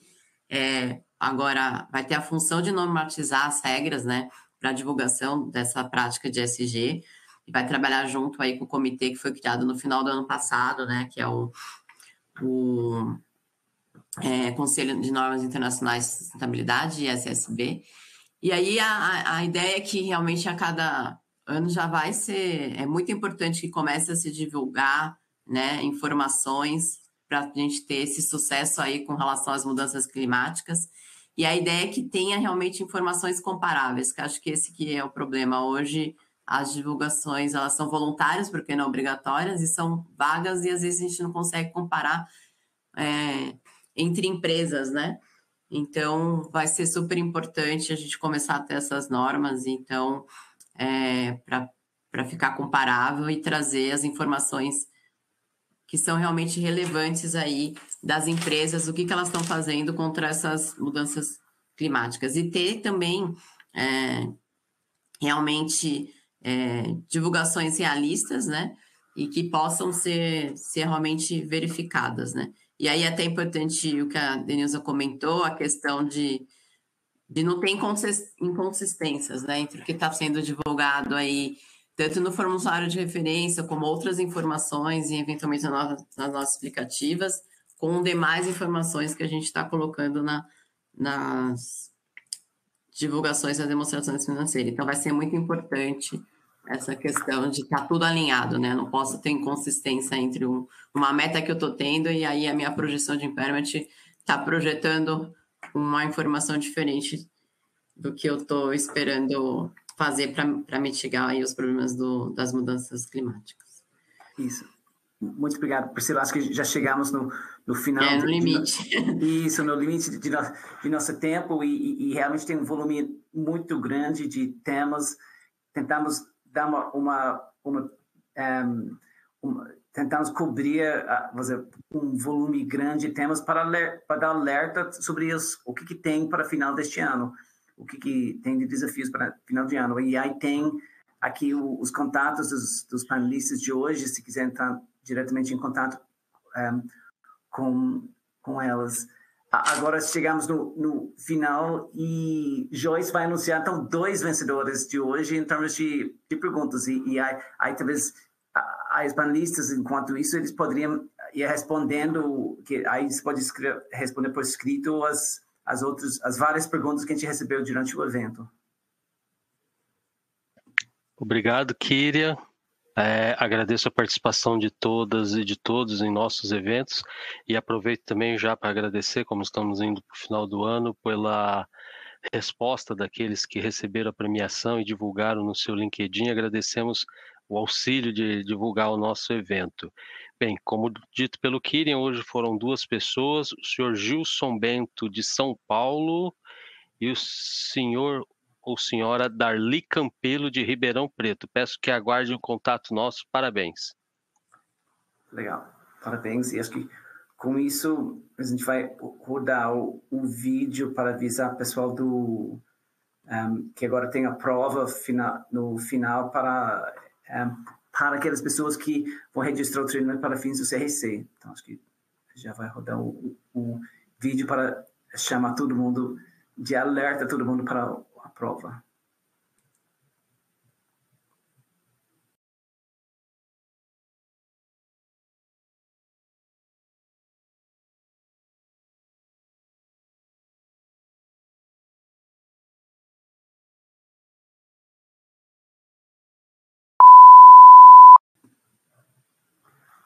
Legal. Agora, para aquelas pessoas registrando o treinamento para fins do CRC, deveria estar aparecendo o questionário na sua tela, e aí vai ter 4 perguntas, precisa acertar 3 das 4 perguntas. Se você não acerta a primeira vez, não se preocupe, você vai ter a segunda chance para acertar. Falando rapidamente sobre o nosso evento de hoje, tivemos no evento de hoje a Paula falando sobre os temas fiscais, quais são as novidades nos temas fiscais, nos vários ambientes e vários tipos de impostos.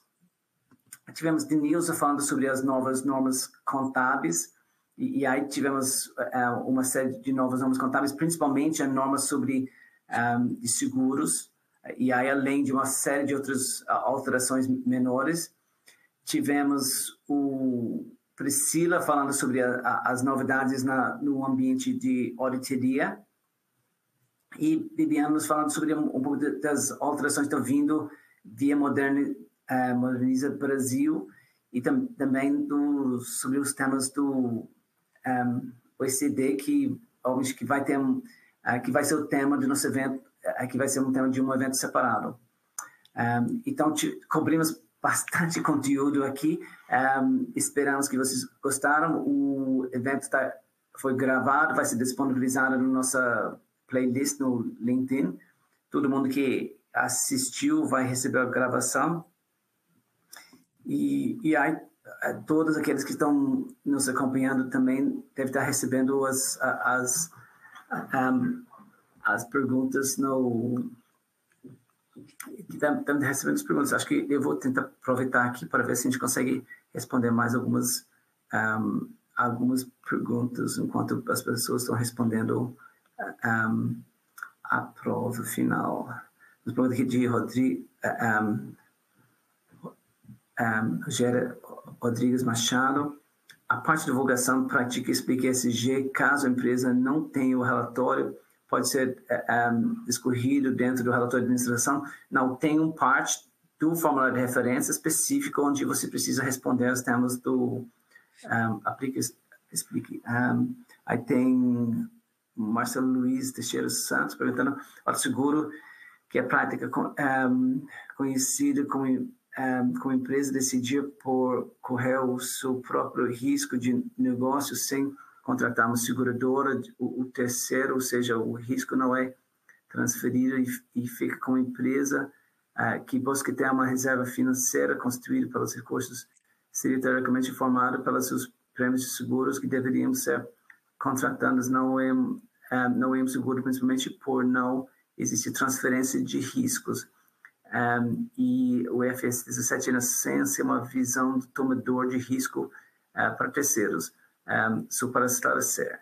Aí temos aqui o Marcelo Lopes Filho e o blockchain tem empresas praticando suas atividades operacionais e isso deve ser divulgado na perspectiva. O blockchain, dependendo da forma que utiliza o blockchain, mas em termos de risco, do risco do blockchain, não tenho visto uma divulgação sobre isso ainda. Tem outra aqui de Felipe Lima, perguntando qual é o escopo de missão de opinião sobre o relato integrado. O relato integrado, eu acho que o escopo do trabalho do auditor normalmente é a seguração limitada. Dado, inclusive, a gente está vendo que o relato integrado, os relatórios ESG em geral, a qualidade do suporte para as informações é difícil atender aos requisitos para conseguir algo além do seguração limitada.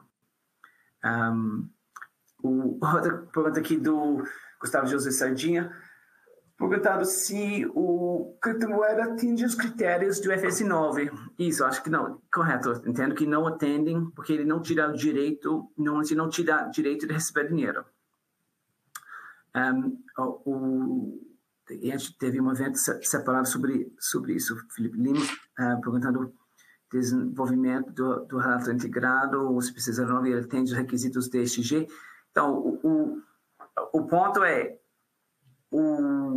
a forma do relato integrado, ele é bastante flexível do que você pode colocar lá dentro. Os novos relatórios que estão vindo do ESG, que a gente está comentando sobre, que estão vindo do ISCB e o SEC, do Europe, do IFRAG, são muito mais específicas, detalhadas. Tem dois pontos. Eles são muito mais específicas, muito mais rigorosos em termos de conteúdo e vão ser apresentados junto com as demonstrações financeiras. Aí tem toda a questão de consistência com as informações financeiras, que vai acabar mudando drasticamente o volume e qualidade de informação. João Santos perguntando como está o registro dessas webcasts do CFC para fins de pontuação. Às vezes a pontuação pode demorar alguns meses, mas eles estão sendo registrados normalmente no CRC. O Hugo Alves, relato integrado obrigatório para algum tipo de empresa? Não que eu conheço. A Paula Arcaki, o que entendi, são todos são bacanas mesmo, obrigado. Aí, Marcelo Lopes Filhos, agradecendo pelo evento. Eu espero até agora que chegamos no final dos surveys. Isso, acho que já chegamos no final. Muito obrigado. Eu não consegui listar todas as perguntas, a gente tentou responder aqui aqueles que a gente conseguiu. Muito obrigado para todos que contribuíram. e espero ver todo mundo na semana que vem. Então, muito obrigado a todos.